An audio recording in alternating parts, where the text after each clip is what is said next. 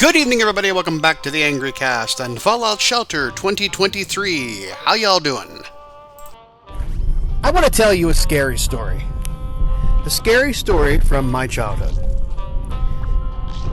When I was growing up, the first 10 years of my life were spent in an old house. The house was built probably sometime around the beginning of the century, 20th century at that.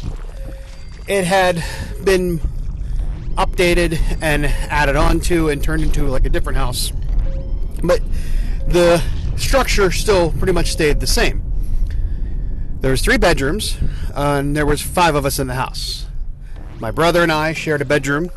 My sister had her own room, and my parents had their room. The way that the house was built, my brother and I, our bedroom was in the back corner of the house. And we had to travel through somebody else's room to get out. Either we went through my sister's room and then the bathroom, or we went through my parents' room and then out to a landing that went around came down some steps and then turned a corner and then went down further steps. That's not the only thing that was updated in this house that was kind of weird, but I accepted growing up because I didn't know any better. Off the kitchen, there was a door. A door that looked like an exterior door, and a 70s exterior door at that. It was a solid door with 3 diagonal windows. To me, and it has a lock on it. You could lock from the inside the kitchen, but you could not lock from the room on the other side of it. We just called it the back room, and it had like indoor-outdoor carpeting, and it's where we kept our TV and the tree for Christmas time and the furniture, like just basically our living room. It was it was kind of an interesting concept that I didn't understand, that it was probably like the back porch at one point, and that they enclosed it and then put on a different back porch because, like I said, this house was updated over time. My parents bought it in the late 60s for like $1,000 some dollars. You know, and then we kept it all the way through to like almost the 2000s. Even though we had moved sometime in the 80s, we kept it and rented it out. My brother lived there for a time, and then we rented it out, and then eventually sold it. That's not the scary part. Like I said, the scary part was that on the back side of this house was a huge light. Like, it was like a dusk to dawn light or something along those lines. There was 4 switches on the back of the house. No, there's 3 switches. I'm sorry, 3 switches in the back room, as it were. The one switch handled the lights to that room, which is an overhead light, which is just basically, fluorescent lighting, like a shop light. One handled the back porch light, was just a standard, sconce on the wall of the porch. They handled just that light right there. And then the third light handled this back light that hung above the window on the back room that overlooked the driveway, like the dirt, just the yard itself. It was just one of those dusk to dawn lights, just like a bug light, whatever you want to call it. It was very bright. But it was also unreliable in my estimation. Now, memories are a funny thing. They're sometimes unreliable. There are times that I do not remember whether or not I dreamt these events as they were, or if it was a true thing. All I know is that back porch light was unreliable in the sense that I could never count on it to work when I needed it to. Now, this house itself was scary in a sense because it had a basement that was like dirt floor, and it was old and creepy and had just very dark and somewhat like a Cannibal Lecter sense, like the Silence of the Lambs house in a sense. There was no big huge open floor with a well in it that somebody was down inside having to put the lotion in the basket. None of that happened, but still, it was just kind of creepy. Also, when you were going to the front of the house to go up the steps, you couldn't see directly behind you when you turned that corner, so something could be coming down the steps to get you. And it was creepy, and it could, get you and attack you, and you'd never know it. Then, also, if you were going up the steps, there was a circular pattern to, the layout, so something could get you from the behind you at the top of the steps coming from my parents' room, or something could just jump out at the there was 2 steps up into the bathroom, and they could get you there. It was just, there was plenty of places for monsters to hide, which was not cool. Also, with my brother in my bedroom, it was, I think initially, I forget what my brother said it was. We had this conversation not too long ago. He said that room was something. And I was like, really? He's like, yeah. What our room layout was, there was a closet on either side of the beds, I should say. And that closet funneled through and then went into the attic through a hole in the ceiling. The worst part about this was that closet was connecting. It was a simple hallway that ran behind the bedroom in between the two closet doors. So when you were young and impressionable and had a very overactive imagination, and you were trying to go to sleep at night after seeing The Exorcist or the Poltergeist movie, the first one, and your mind was, younger than 10, and you were freaked out and scared out of your wits, and that happened, you're laying there, and all of a sudden, now you got to realize, okay, any way I lay and turn and look, a monster can come from the other side. So it wasn't like I had a lot of options to stay safe as a child from the monsters that could be in my closet, which were mostly in my head. But it was a bit. There was a lot of anxiety living in that house, and it was just from my own imagination. But I'm getting kind of off track here. So now that I've given you the entire house, as it were, that was kind of scary, let's fast forward to 1983. I was 8 or 9 years old, depending on when this happened. I don't remember offhand. And the reason why I told you the story about the backlight, because that will come into the back room, the light off the back room on the back side of the house, that will come into play. My friends and his parents took us to see E.T. Okay? E.T. the Extraterrestrial. Family movie, awesome movie. It's, feel good, whatever. But there were some scary parts to that movie. And the scary parts of that movie were, one, E.T. being seen in the shed out back and freaking in the cornfield, freaking out Elliot. E.T. hiding amongst the dolls or the stuffed animals in the closet, which is kind of creepy if you think about it, because it was in a closet. Okay, and I told you about my closet. Regardless of how lovable and wonderful the E.T. really was, there was still a little bit of anxiety towards that. Things happening. Also, towards the mid to the end of the movie, when the government descends onto the house, all the guys dressed up in space suits or hazmat suits or whatever, and like breathing heavy like Darth Vader, just clawing through your coming into the house. Kind of scary to a kid, because it was meant to be scary a little bit. So there were plenty of things that were like jump scares or something that would attach itself to my brain and to be used later against me. So I saw the movie with my friend, and we went home. Now, they lived across town, and this was 1983. We had no internet. We had no cell phones. We had no texting ability. I had no money to call my parents and let them know I was coming home. It was just, hey, you're out with your friend and his parents, who are responsible adults. They're going to drop you off at the house. You'll be fine. The door will be unlocked. You don't have to have a key at this moment. Everybody, will do their thing, and it'll be okay. It's just all going to work out, no problems. And we accept this as fact. That's what's going to happen. So I come home after the movie, and this was a 9 o'clock, either 7 or 9 o'clock movie. I'm not exactly sure which, but it was dark outside. And they drop me off, and I walk up the steps, and there is no front porch light on to greet me. So I'm walking into the house of anxiety, unprepared, or ill-prepared, as it were. Walk in the front, and there's no lights on. There's no light on. There's the front hallway light's not on. Beyond that is the dining room. That light's not on. The kitchen light's not on. The only thing that I can see is on is that light on the back porch. And I cannot find my parents anywhere.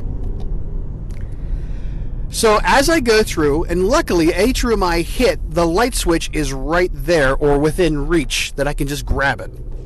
So I come into the house, and the first thing I do is I turn on the hallway light. And I yell, Mom, Dad, hello, I'm home. Nothing. I walk through the hallway past the steps that you cannot see behind you, when something can run down the steps and get you or reach over the banister and grab you. That could happen. Get into the dining room.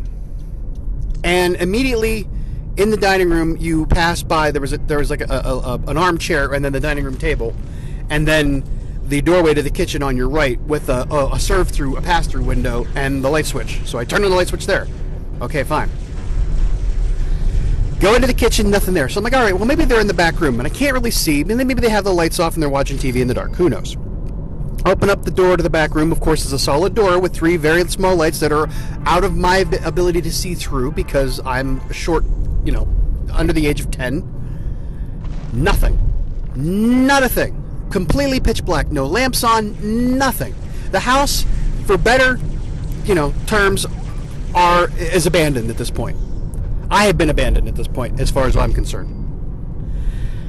But at least the only thing I can tell is there's a faint light coming through the window from that big, huge-ass basketball light on the back of the house. That big white beacon of safety shining over the yard is on, and that'll keep me safe from the monsters that are in the dark. And I can at least use that to maneuver over to the light switch panel and turn on the light in the room, so I can at least see what's happening there. Maybe sit down and watch, TV until my parents get home or wherever they're at. I reached for the light switch, and again, it's still kind of in the dark, and the first thing I hit, there's nothing happens except the basketball light goes off.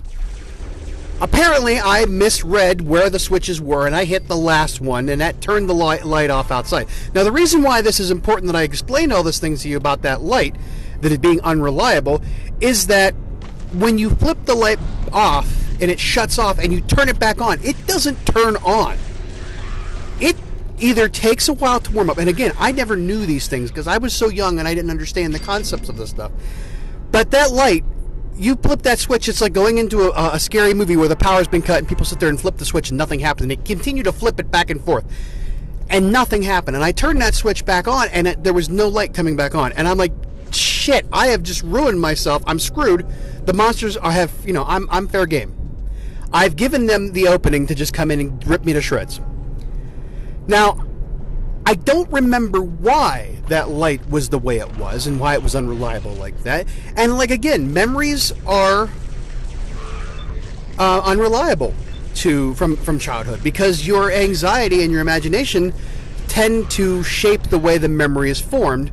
And then when you're an adult and you look back, it's hard to discern what was real and what was your own, doing. On top of that, I had several dreams as a child of being chased by monsters in my house, and that light going off and never coming back on. In fact, in my dreams in that house, anytime I switched a light off, it would never turn back on again, ever. So part of me is like, okay, now as an adult, did that actually happen the way I described it? When I turned that light off and tried to turn it back on, was that from the reality of that night after seeing E.T., or was that part of the dream that I had one other time that described that room in detail? Again, I don't know. All I know is that I come home from this movie, the house is completely pitch black, nobody's around, and I'm in the dark and scared out of my gourd. And I have no clue where safety is at this point. I'm in the dark. And I know if I run back through the darkened house, I'm going to find the monsters that I missed the first time around. And I have no idea where my parents are at. And I can't even begin to describe you how I find safety. I had thoughts of actually running outside and figured, well, scary houses, you just go outside. You don't stay in the house, you go outside. Well, the real threats to the were outside the house, because my neighborhood had some shady elements to it. I begin carefully and with a heartbeat that I can hear inside my own ears, walking back through the house to where the front light in the front hallway was still on. And I turned the corner to the steps and went upstairs to the bathroom because at this point I had to pee. And at some point, I ran into my parents. I know that seems like kind of a letdown. That seems like kind of like anticlimactic. Oh my God, I was waiting for the monster to be there and it was just your dad. Like I said, again, I can't tell you. Were they gone? Were they, I don't know. I don't know where my parents were at. I don't know if they had gone somewhere to get some food and they just returned home. I never heard a door shut. I never heard anything. All I know is that I came around the corner and ran right into them, and it scared the pee out of me even more so. And they never explained where they were. They said, we've been here the whole time. In my memory, in my remembering of that story, of that actually happening in my childhood, they were still in the house according to their admission. And therefore, the scariest night of my life was not that particular day. However, in decades later, I was living at home after graduating college and working as a bartender. And we were in a different house. And I had been out working and had come home, and it was like late on a Friday or Saturday night, I don't know which. And I had come home to my parents' house that I had been living in since the age of 10. Knew like the back of my hand. Was not as anywhere near as scary as the house that I grew up in the first 10 years. It was a brand new house. There couldn't be any ghosts because it was a house that wasn't even there before. It wasn't built on some kind of Indian burial ground. There was no cemetery there before. It was an empty lot. There was a field, and now it had a house on it. And now, 20 years later, I had come in from a late night of working to an empty, abandoned house in the dark. And I walked into the garage, and I walked into the dining area, breakfast nook, whatever you want to call it, and flipped on the light, and I heard a noise. And I heard a noise, and I heard a noise. And it kept going, repeatedly. Thump, thump, thump, thump, thump. And I heard like a soft moan. And I looked back out in the garage, and my parents' car was there. I knew my parents were home. It was after, it was like 11:30 o'clock at night. I mean, they're going to be home. But still, there was nobody around, and I just heard this noise, and it was kind of frightening. And then I realized what the noise was, because then it ended. And then I heard a door open, and I heard a bathroom. I had just walked in to the room directly below my parents' bedroom, and they were in it, together, in bed. And at that moment, I was transported back to 1983 in that scary house where the lights didn't work, and my parents said that they were there the whole time, but I could never find them, and just realized I had come home to my parents doing it. And that is the scariest story ever. I want to thank you for listening. If you like what you hear, please support the channel. Buy some merch. Buy me a coffee. Go watch some other videos. And we'll talk to you next time. Take care. Bye-bye.